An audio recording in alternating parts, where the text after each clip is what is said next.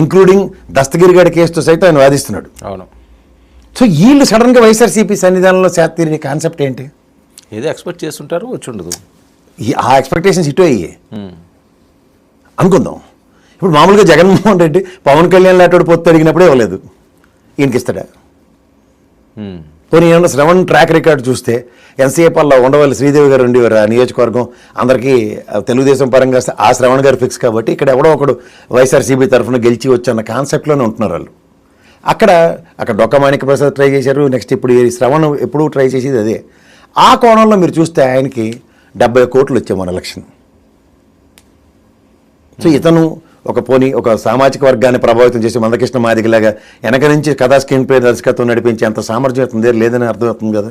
మరి పవన్ కళ్యాణ్ డైరెక్ట్గా అటాక్ చేస్తున్నాడు ఈయన. ఆయన చదువు గురించి కూడా చెప్తున్నాడు, నేను 29లో హోమ్ మినిస్టర్ అవుతాను అంటున్నాడు, నేను జడ్జి కింద చేశాను అంటున్నారు. నేను చెప్తుంది అదే సార్. ఇప్పుడు 1,14,00,000 మంది ఉన్న, నేను ఆ సభకి వెళ్ళాను, మీకు తెలుసు కదా. 1,14,00,000 సామాజిక వర్గం ఉన్న దగ్గర అతని అభ్యర్థన ఎలా ఉంటుందని నేను ఎక్స్పెక్ట్ చేశానంటే, ఈ 1,14,00,000 మనం శాసించే స్థాయిలో ఉండాలి. మనం జైభీం పార్టీ తరఫున మీరు ఎన్నైనా చెప్పండి, జైభీం పార్టీయే కదా అయింది. Is not an individual character. ఆయన జనసేన పార్టీని అటాక్ చేస్తాడంటే Jai Bhim party versus Janasena party, Pawan Kalyan అంటే జడా శ్రవణ్ వర్సెస్ పవన్ కళ్యాణ్ అని మాట్లాడుకుందాం. అదే జడా శ్రవణ్ వెగనిస్ట్ చంద్రబాబు నాయుడు, అదే జడా శ్రవణ్ వర్సెస్ జగన్మోహన్ రెడ్డి. ఎందుకంటే ఆ సభలో అందరికీ ఆర్తపల్లలు పెట్టాడు, మాట్లాడాడు అందరి గురించి. సో నిన్న కూడా ఇంత దళితుల మీద ఇంత దాడులు జరుగుతుంటే జగన్మోహన్ రెడ్డి ఎక్కడ ఉన్నాడని కూడా మాట్లాడాడు నిన్న ప్రెస్లో కూడా. మీరు అవన్నీ మీరు గమనిస్తూ ఇతను జనసేన పార్టీకి అటాకింగ్ చేస్తున్నాడు అన్నది మీకు హెడ్డింగ్ అయితే, నేను చూసి కోణం ఎలా ఉంటుందంటే, ఇతను ఆల్రెడీ వైఎస్ఆర్సీపీతో వాళ్ళని చెడుగుడు ఆడుకున్నాడు 5 ఏళ్ళ పాటు ఆ తపేలసానంలో కూర్చుని. అదొకటైతే, రెండోది ఇతను యుద్ధం ప్రత్యక్షంగా జగన్మోహన్ రెడ్డి గారు ఏ సబ్జెక్ట్స్ మీద అటాక్ చేశారో ఆ సబ్జెక్ట్స్ అన్నిటికీ ఇతను లీగల్ ఫ్రంట్లో అటాక్ చేస్తున్నాడు. సో ఇక్కడ ఎంత కాదన్నా ఒక ఇష్యూ డైవర్షన్స్లో ఒక పవన్ కళ్యాణ్ గారిని, ఈ జైభీం పార్టీని అండ్ రావణ్ని వాడారని నేనంట. కాదంటే మీరు చెప్పండి. ఇప్పుడు ఇష్యూ బేస్డ్ తీసుకుందాం. ఇప్పుడు సిఐ నాగరాజ్ ఇష్యూ ఫ్లేరప్ అయి హెవియస్ కార్పస్ పిటిషన్కి ఆన్సర్ ఇవ్వకుండా కోర్టు చక్కగా స్మార్ట్ ఎక్స్క్యూజ్ చేసి జూలై 15కి పోస్ట్పోన్ చేసింది కేసు. ఇది నేను అసలు ఊహకందని విషయం. ఇదొక ఎత్తి అయితే, ఇప్పుడు ఈ డెవలప్మెంట్లో వీళ్ళని వెళ్ళి చెక్ ఇచ్చారు, 20 లక్షలు చెక్కులు ఇచ్చారు. ఇందులో చూడండి కేస్ స్టడీ. ఇప్పుడు వైఎస్ఆర్సీపీ వాళ్ళకి వెళ్ళి చెక్కులు ఇవ్వడం కాదు కదా, ఒక లా అండ్ ఆర్డర్ విషయంలో ఒక సిఐ చేసిన పనికి పోలీస్ స్టేషన్లో ఇద్దరు, ఒకటి పోలీస్ స్టేషన్లో దహనం కాబడ్డాడని ఒక అభియోగం, రెండోది ఈ సిఐ టార్చర్ వల్ల ఒక అతను ఆత్మహత్య చేసుకు చచ్చిపోయాడు, ఎవరు క్రాంతి. సో ఈ ఇద్దరు ఇష్యూస్లో డీజీపీ మీద కానీ లేకపోతే ఈ రూలింగ్ గవర్నమెంట్ మీద కానీ ఏమైనా ప్రెషర్ ఉందా? నేను వెళ్ళేసరికి ఇక్కడ పని అయిపోయిందిలేండి, ప్రభుత్వం స్పందించింది అనగానే వాళ్ళ అమ్మ కూడా వెళ్ళి చెప్పింది ఏంటి, నాకు చంద్రబాబు గారు న్యాయం చేసేసారని చెప్పేశారు. మళ్ళీ ఇవాళ కోర్టు పంచాయతీ మొదలైంది, సిబిఐకి ఇస్తారా? ఇదేంటిది అన్సర్టనిటీ. ఇంకొక అన్సర్టనిటీ ఉంది దాంట్లో. ఇప్పుడు పవన్ కళ్యాణ్ గారు ఎవరైనా ఇన్ఫ్లుయెన్స్ చేశారంటారా? ఆల్రెడీ ఇన్ఫ్లుయెన్స్ జరిగింది అని చెప్పి మళ్ళీ ఆవిడ యూటర్న్ తీసుకోవడం. అదే ఇప్పుడు అక్కడ జగన్మోహన్ రెడ్డి గారికి ఫస్ట్ మడత పెట్టింది ఆవిడ, తర్వాత చంద్రబాబు గారికి మడత పెట్టింది, ఇవాళ డబ్బులు తీసుకుంది. మీరు జాగ్రత్తగా గమనిస్తారు 20 లక్షలు నిన్న హ్యాపీగా. కానీ ఇక్కడ మళ్ళీ ఇది డబ్బులతో సెటిల్ అయిపోయి దాన్ని ఈ కోతిపుండుని బ్రహ్మరాక్షస్ చేసుకున్నారు అవడం. ఇది గమనిస్తున్నారా మీరు? అండ్ మోర్ ఓవర్ ఇక్కడ మీకు ఈ సిచ్యువేషన్స్లో ప్రభుత్వం మీద ప్రెజర్ పెట్టవలసిన అపోజిషన్ కూడా గమ్మునుంది. ఇక్కడ బాధ్యత వహించవలసిన ముఖ్యమంత్రి గారు ఏదైతే లా అండ్ ఆర్డర్ ఆయన దగ్గర ఉందో ఆయన కూడా ఆల్టర్నేటివ్ మెకానిజమ్స్ చూస్తున్నాడు. ప్రపంచ సభలో అడ్రస్ చేస్తున్నాడు. ఇక్కడ రెండు మీరు గమనించారా వర్మ గారు? సభలో ఆయన అడ్రస్ చేస్తూ మాట్లాడుతుంది ఏంటి, ఇలా ఉంటే లా అండ్ ఆర్డర్ నేను ఉపేక్షించానంటే ఇది ఏమన్నా జగన్మోహన్ రెడ్డి గవర్నమెంట్లో మీరున్నారు సార్, మీ గవర్నమెంట్లో మీరున్నారు, మీరే ఉపేక్షించకూడదు.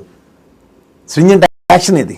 ఇప్పుడు సభలో రావణ్ బాడీ లాంగ్వేజ్ కానీ లేకపోతే అతను మాట్లాడింది కానీ అసలు ఎందుకు వచ్చారు, ఏం మాట్లాడారు, ఏం జరిగింది? అక్కడ ఒక 31 పాయింట్ల ఎజెండాతో దళిత క్రైస్తవులు దళితుల మీద జరుగుతున్న దాడుల మీద సభ అండి. నాకు తెలిసి అక్కడ మా Xavier sir CR college principal గారు పద్ధతిగా మాడారు, తర్వాత మా ఏయూ ప్రొఫెసర్ గారు మాడారు, తర్వాత మాదిక సంఘం అధ్యక్షుడు ఒక ఆయన వచ్చారు, ఏయూ ప్రొఫెసర్ గారు ఒక ఆయన వచ్చారు, తర్వాత ఒక ఐఆర్ఎస్ ఆఫీసర్ గారు వచ్చారు, ఆయన బాగా మాట్లాడారు. ఇది ఆల్మోస్ట్ 90% బ్యాలెన్స్డ్గాను చక్కగా వెళ్తుంది. దగ్గర డిస్ప్రపోర్షనేట్ బ్లోలు ఈ Ravan and as well as జడా శ్రవణ్ దగ్గర నుంచి వచ్చింది. ఫస్ట్ రావణ్ మాట్లాడాడు. అది ఎలా అనిపించింది అంటే సార్, ఇప్పుడు మనం ఇప్పుడు there are lot of YouTubers, నేను యూట్యూబ్లో చాలా వీడియోలు చేస్తుంటాను. అగ్రెషన్ ఈజ్ డిఫరెంట్, విచక్షణ కోల్పోయే వ్యక్తిగతంగా దోషంలో చాలా డిఫరెంట్. మీరు నేను ఎన్నో డిబేట్లు చేశాం. నేను ఎవరిని పరుష పదజాలంతో మాడిన ఉదంతాలునే నేను పవన్ కళ్యాణ్ గారిని హెవీ క్రిటిసైజ్ చేస్తాను, మీకు తెలుసు. కానీ నేను అబ్యూజివ్ లాంగ్వేజ్ అన్నది ఎప్పుడు వాడను. కానీ అబ్యూజివ్ లాంగ్వేజ్ అన్నది people have taken it as granted అంటే ఎలా కుదురుతుంది సార్? ఇప్పుడు మనం ఒక ఫ్లోలో నేను ఎక్కడ నాకు కోపం వస్తుందంటే, ఇప్పుడు ఉదాహరణకి మీరు నేను లైవ్లో ఉంటాం, పొరపాటున కూడా ఒక మాట అంటే మనం దాన్ని అపాలజీ చెప్పేదాకా ఆ పదం విరమించుకునేదాకా గట్టిగా ఆర్గ్యూ చేస్తాం, వద్దంటాం లైవ్ కాబట్టి. But what happens to YouTube? ఇప్పుడు ఇది రికార్డ్ అవుతుంది, ఒక డిస్క్లైమర్ వేసేసినంత మాత్రం బూతులు వాడి వచ్చా ఆ ఎడిటర్కో లేకపోతే దానికి సంబంధిత ఇన్ఛార్జ్కో బాధ్యత ఉండదండి. సరే, దిస్ నాట్ ద వే మనం అబ్యూజివ్ లాంగ్వేజ్ వాడకూడదు. పైపెచ్చు కొన్ని మతాల గురించి మాట్లాడుతుంటారు కొంతమంది. ఇప్పుడు రాధా మనోహర్ ఉన్నాడు, లేకపోతే నిన్న సభలో వీళ్ళు మాట్లాడింది, నువ్వు వాళ్ళు మాట్లాడని చెప్పి నువ్వు మాడితే వాడు గడ్డి తింటాడు, నువ్వు అదే తింటావా? ఇప్పుడు సమాజంకి ఒక డెకరం ఉంది కదా సార్. ఇప్పుడు పిచ్చోడు ఉంటాడు రోడ్డు మీద అలా మాడుకుంటూ ఉంటాడు, ఎవరినో తిట్టుకుంటూ ఉంటాడు, లేకపోతే కర్రపెట్టిలు ఎలా అంటుంటాడు కొట్టడానికి ప్రయత్నించినట్టు. కానీ మనం ఏం చేస్తాం, తప్పించుకుని వెళ్తాం వెళ్ళమా? అలా రోజు తప్పించుకుని వెళ్ళాలంటే ఎక్కడ చేస్తాం సార్? సో మీరు అందరూ స్టేజ్ మీద ఉన్నారు, నేను ఉన్నాను స్టేజ్ మీద. ఎంతసేపు మాట్లాడండి అతను? ఆయన కొంచెం ఎక్కువసేపు మాట్లాడాడు. ఆ మాట్లాడినంతసేపు ఇంక ఇదేనా, ఇదే అటాక్ మోడేనా? ఇదే పంచాయతీ. నాకు ఎక్కడ కోపం వచ్చిందంటే, అంటే నాకు చికాకేసింది ఏంటంటే, ఇప్పుడు there are lot of issues for them. ఇప్పుడు జేవియర్ సార్ ప్రిన్సిపల్ గారు మాట్లాడింది అయితే 1950లో దగ్గర నుంచి సుప్రీంకోర్టుతో జరుగుతున్న పోరాటంలో ఇందిరాగాంధీ గారికి కూడా ఒక డెలిగేషన్ వెళ్ళి ఆయన రిప్రజెంటేషన్స్ ఇచ్చారు. ఆ దురదృష్టవశాత్తు ఆవిడ మరణించారు, అక్కడ ఆ ప్రాబ్లం రిజాల్వ్ కాలేదు. సో ఆ ప్రాబ్లమ్ని అట్లీస్ట్ ఈ జడా శ్రవణ్ జై భీమ్ పార్టీ ప్రాస్పెక్టులో ఆయన ఎత్తుకుని ముందుకెళ్తాడన్న కోణంలోనే నేను ఆలోచించాను. బట్ అది కూడా అక్కడ ఇండివిజువల్ ఎజెండాలు జస్టిఫై చేయడానికంటే what does that mean by? ఇప్పుడు మనకి ఒక లైన్ ఉంటుంది సార్, ఎప్పుడైనా సరే ఒక డెకరం ఉంటుంది, ఆ రెండు డీవేట్ అయితే చాలా డేంజర్. ఇప్పుడు నేను డైరెక్ట్గా అభ్యర్థిస్తున్నాను, ఈ సోషల్ మీడియాలో యూట్యూబర్స్ ఎవరైతే ఉన్నారో దయించి అబ్యూజివ్ లాంగ్వేజ్ మాట్లాడకండి, కన్స్ట్రక్టివ్ వే ఆఫ్ క్రిటిసిజం చేయండి, ఐ అప్రిషియేట్ ఇట్. అగ్రెసివ్గా చెప్పండి, ఐ అప్రిషియేట్ ఇట్. డేటాతో కన్ఫ్యూజ్ కాకుండా చెప్పండి, వాళ్ళని అష్టదిగ్బంధం చేయండి. అంతేకాని అరే తురేలు తొక్క తోటకూర మాటలన్నీ వాళ్ళని. బూతులు కూడా వచ్చినాయా? నేను నిజంగా వెళ్ళలేదా ఆ వీడియో? బూతులు కూడా ఉన్నాయా? ఈ ఓమైస్తాన్ అనేది ఒక అబ్యూజివ్ లాంగ్వేజ్ టైప్లో దాన్ని బాగా వాడుతూ ఉంటారు. అసలు తన్ని ఇతనే పిలిచాడు, ఏ కేటర్లో పిలిచారు అతన్ని?